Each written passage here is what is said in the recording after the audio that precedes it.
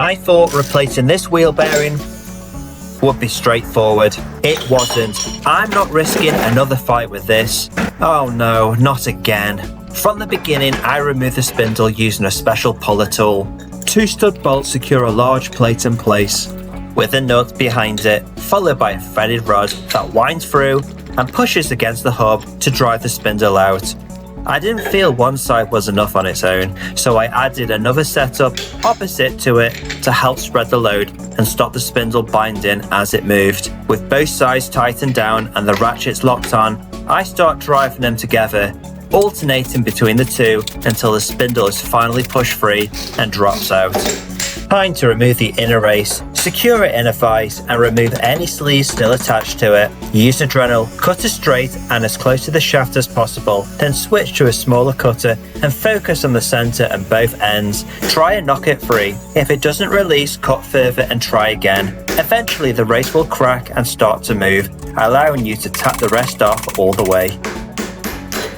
Use an abrasive to clean the shaft. This section doesn't come with the new kit, so it's a good job it wasn't damaged. Remove the ABS sensor, then use circlip pliers to take out the retaining ring. The old inner race now gets used as a press piece. Since the bearing needs to be driven out from this side, a collection cup is placed behind the hub, followed by a press piece to support it. The threaded rod is then fed through, followed by the dry piece, spacer, washer and nut, before everything is wound together and adjusted into position.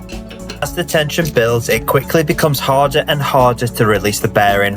I stop, lock one side with a ratchet, and place a large breaker bar on the other, hoping to shock it free. I added a long scaffold pipe for more leverage and put serious force into it. Small crack, but nothing serious. At this point, I completely gutted the bearing and removed all the seals, leaving only the outer shell behind. I then switched to a press piece that only contacts the outer race, as the force is applied more directly. After spending time heating the board to expand the casting, I reassemble the setup and try again using the same breaker bar. Still nothing. With the load still applied, I heat the casting even further and go again. This was turning into the worst bearing extraction I'd ever dealt with. After striking the threaded rod, I noticed the bearing has finally started to move slightly. I apply some penetrating fluid, keep the tension loaded, and follow up with a few control swings of the hammer. The bearing shifts further, so I tighten the setup again and continue working it out with some more strikes. I thought I might be able to wind it out from here, but it still refused to move freely.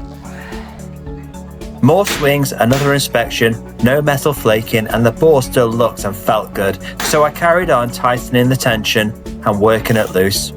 Then, after one final heavy strike, the bearing finally broke free enough for the puller kit to wind out the rest of the way. I scrape away the rust around the retaining ring groove and the outer lip of the bore, before cleaning everything up with abrasive, brake cleaner and a thorough wipe down. The new bearing goes into the freezer to help with installation.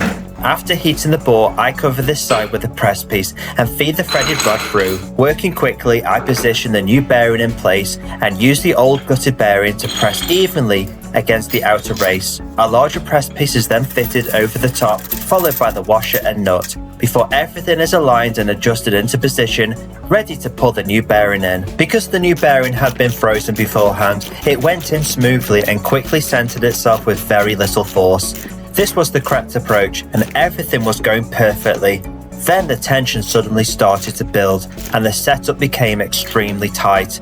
I stopped and immediately backed off the load. After applying heat to the bore to free things up, I reset the setup and tried again, but it was exactly the same. Had the threaded rod bent during extraction? Was that the problem? There was only one way to find out. I swapped over to another wind through kit, repositioned everything and started winding the bearing in again. The bearing immediately started moving again with very little force, confirming the bent threaded rod had been the problem all along. A dry punch set may have worked better here, but I still needed the tension from the puller to hold it tight.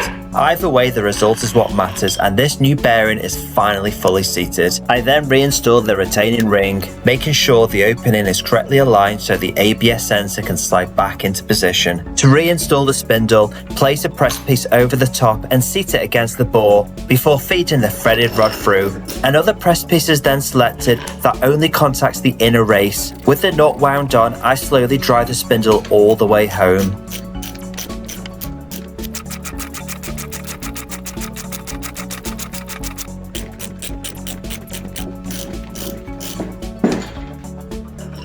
quick spin, smooth, silent and finally fixed. To finish things off, this hub gets cleaned up with a wire brush, and then the backing plate shield gets reinstalled. All done. If you found value in this video, subscribe and I'll make more content like this.